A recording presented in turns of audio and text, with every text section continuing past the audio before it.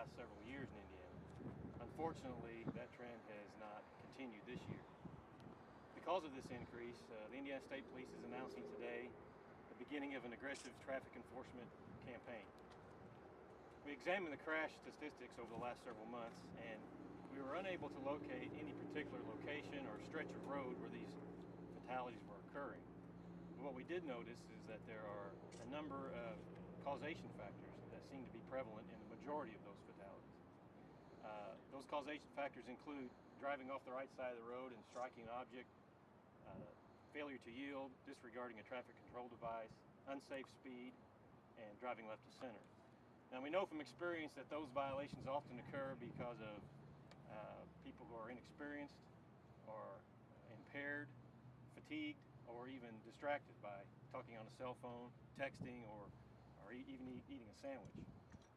So for the foreseeable future, we're going to increase our efforts to try to locate those motorists who are committing those violations.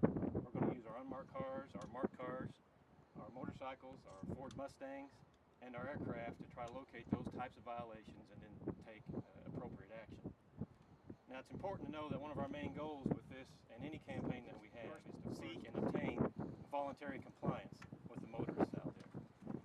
It is not our intention to need to write any more traffic citations than normal. Our goal here is to see the fatalities drop on Indiana roads. Well, as I said, a lot of those major causation factors are from inexperienced drivers. So we know there's a problem with distracted driving, especially young people.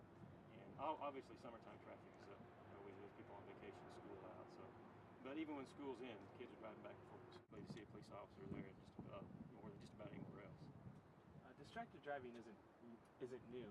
Why specifically do you think this year has it been contributed to more fatalities? Any idea?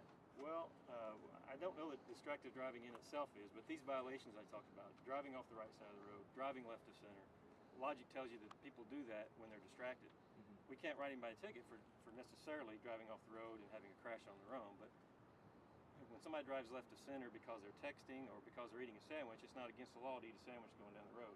It's against the law to drive left of center while you're doing that. And so that's what we're looking for.